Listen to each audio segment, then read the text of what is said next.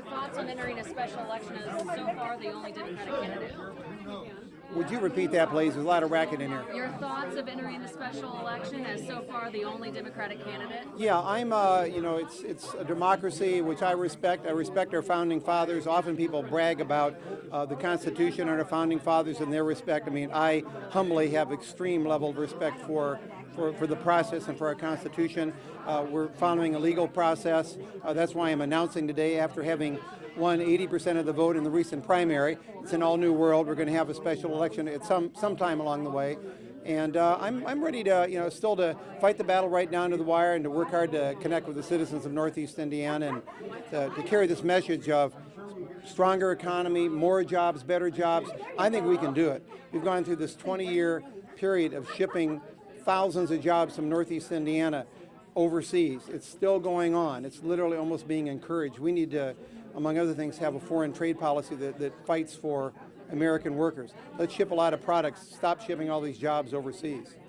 Do you think that a large number of Republican candidates will create a fractured party, and how will that affect your campaign strategy going into this election?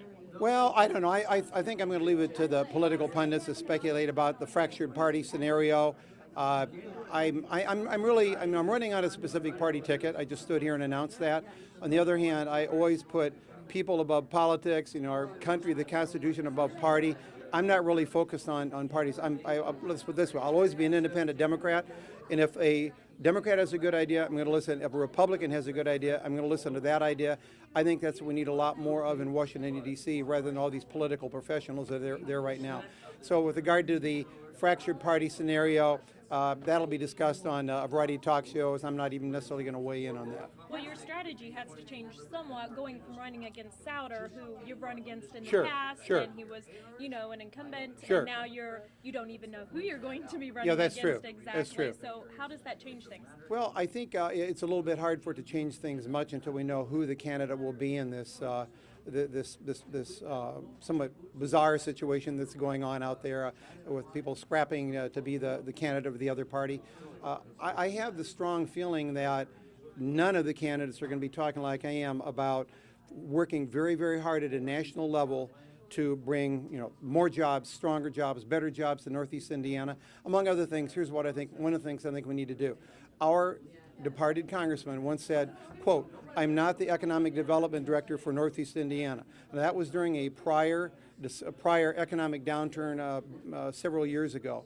As far as I'm concerned, I'm not going to be the economic development director, but I'm going to work hand in hand with county commissioners, county council members, economic development leaders, regionally and in the state, to market this region as a workhorse productive area for the United States of America. We have a lot of good workers here. People work hard, good work ethic. We need to push that and market this region from Fort Wayne, all of Northeast Indiana, as a region, and sell our region worldwide, literally. And I want to work on that as a federal official. What's your stance on the timing of a special election? Same Yeah. day as the general election, beforehand? Yeah. Excuse me. My stance, I spent a lot of time talking to Mike Downs, the late Professor Mike Downs, father of Andy Downs, that a lot of you know. And he was always, I'll say, a good government guy, and spent a lot of time talking with him, as well as studying government, as a young student and in college and so on. I'm a firm believer that the best situation would be for us in some way to have an elected representative from this area in office, like right now, frankly, right on out to Election Day. And there's been a bit of a pattern of kind of brushing off the value of having an elected official in D.C. And the comments have been made that, well, staff can handle matters. Any citizen should be able to walk up to their legislator in July, August, September, somebody who's in that role, and say, or call that legislator or meet personally with their elected representative and say, I have this problem with maybe the finance bill, or I have this problem with our foreign policy, and talk about it and express views and not just deal with staff. So I think it'd be best if we had an election sooner. I don't think the taxpayer, it's somebody else tell me how to fund it. It definitely should not be the taxpayers paying the bill. I'm going to toss out an additional thought. It's because of our congressman, with all due respect, and I I feel very sorry for his family with everything that he has put them through. And but I will say that I firmly believe Congressman Souder got us into this situation. If it wasn't for his acts, we wouldn't be even talking about a special election.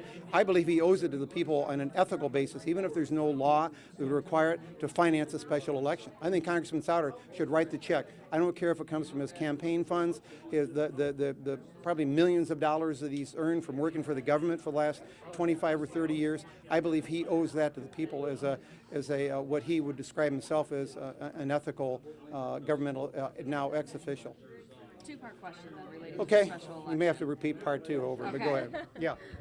If you are victorious in a special election and you take office, if it's early, if Yeah. it's done early, Right. and you take office, how's your campaign strategy then in terms of running for the general election?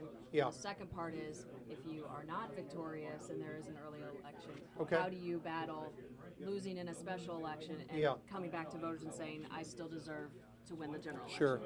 There are a lot of ramifications of both those questions, which include many different predictables. I would say if we had a special election sometime before, if we had a special election, not paid for by the taxpayers, I don't think the taxpayers should pay 1 cent. We're all hurting enough in this part of the country, period. So not paid by the special taxpayers, by the taxpayers, and I gave you one suggestion for how that might happen. How we might fund that. If we had an earlier election and I was elected, frankly, I would immediately, be sworn in, start serving, fighting for the citizens of Northeast Indiana, fighting very hard to bring more jobs, better jobs, fighting to make some changes in our foreign trade policy, for instance. I'd be working very hard on that.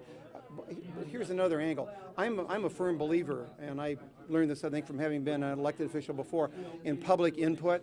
At least 2 or 3 times I would have open public meetings, receive input from citizens in the area, not just when we had a somewhat inflammatory issue like we did back in last July, August, when, sure enough, there were town hall meetings here and there. I believe there need to be more town hall meetings that for a district representative, the district representative needs to face the people, stand up, listen to pros, cons, and the citizens often have very good ideas.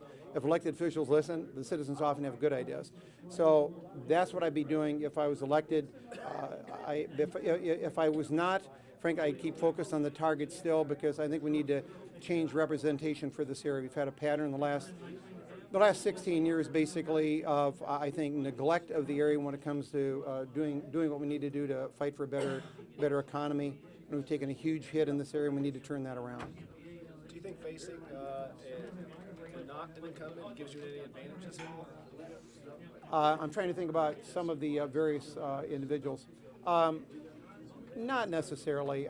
Right now, I just frankly consider all of the potential candidates as just potential opponents in an election. I wouldn't be doing this if I didn't think I had the right ideas, if I didn't think I had really good solid backup throughout the region.